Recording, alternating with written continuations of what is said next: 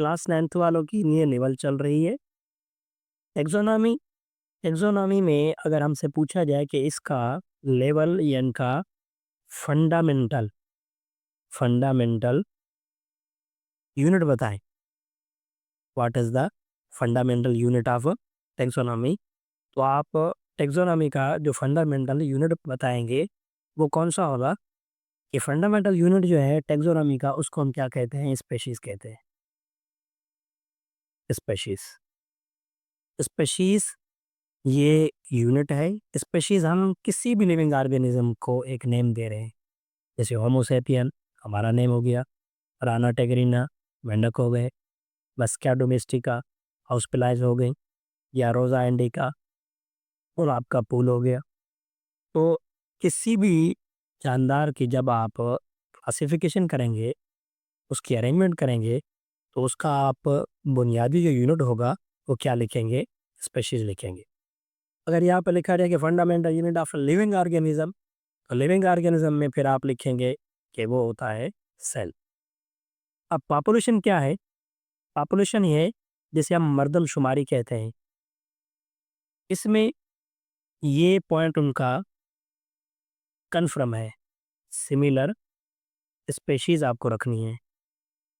Species similar हो लेकिन उनका जो एरिया हो वो स्पेसिफिक हैबिटेट हो।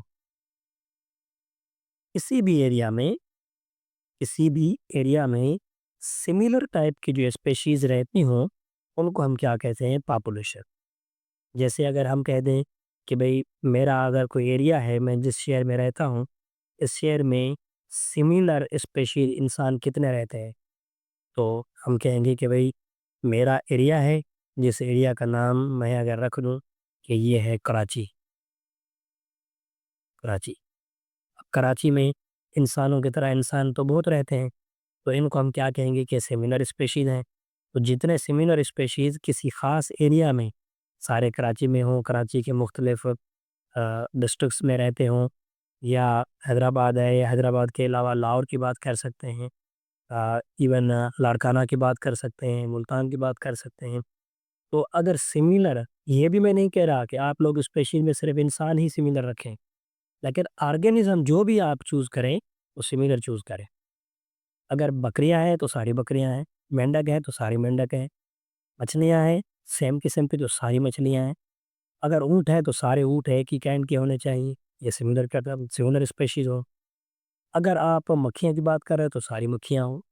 तो जब किसी सिमिलर टाइप स्पेशीज़ को आप किसी ग्रुप में मेंशन करेंगे, उनके तादाद को मालूम करने के लिए कि कितनी प्रोडक्शन बढ़ रही है या या वो डिक्लाइन हो रहे हैं, तो ऐसी कंडीशंस क्या कहते हैं?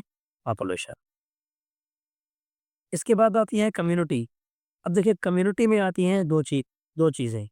एक तो यहाँ आप रखेंगे कि डिसिमिलर होनी चाहिए, डिसिमिलर। डिसिमिलर कौन-सी चीज़ होनी चाहिए? डिसिमिलर होनी चाहिए स्पेशीज़। और दूसरा करेक्टर उनका क्या है कि इनमें ये जो स्पेसिफिक हैबिटेट भी हो, हैबी हैबिटेट। एक तो डिसिमिलरिटी होनी चाहिए और दूसरा उसमें स्पेसिफिक हैबिटेट एरिया होना चाहिए। अब डिसिमिलरिटी में क्या करते हैं कि मैंने रख लिया यहाँ पे, ये हो गया ह्यूमन, इसके साथ मैंने ऐड कर दी फ्लाइज़, इसके साथ मैंने ऐड कर दिए मस्किटोज़ और इंसेक्ट, इंसेक्ट तो कह दिए। अगर मेरे घर में प्लांट हैं तो ये भी ऑर्गेनिज्म है। अगर मेरे घर के इर्द गिर्द कोई क्रॉप है तो ये भी लिविंग ऑर्गेनिज्म है।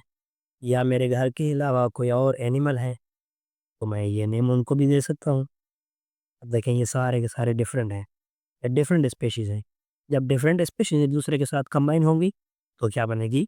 दिस बनेगा कम्युनिटी। और इकोसिस्टम जो है ये इकोलॉजी में हम पढ़ के आए हैं। इसमें 2 वर्ड आते हैं, एक को हम कहते हैं बायोटिक्स। बायोटिक मतलब कि बायोटिक्स में कौन सी चीज़ होनी चाहिए? लिविंग। और दूसरे क्या हैं?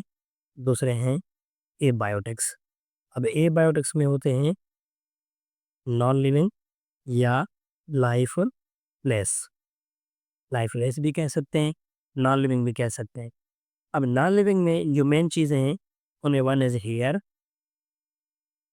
वाटर, इनके अलावा लाइट एटसेट्रा। और लिविंग में आप कोई भी लिविंग ऑर्गेनिज़्म रख सकते हैं। जब लिविंग और नॉन लिविंग एक-दूसरे के साथ कंबाइन होंगे, तो इकोसिस्टम बनेगा।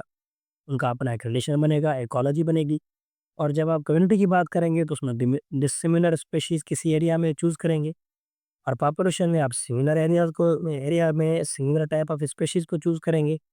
और टैक्सोनॉमी में आपको जो बेसिक चीज़ रखनी होगी, वो होगी उनकी स्पेशीज़।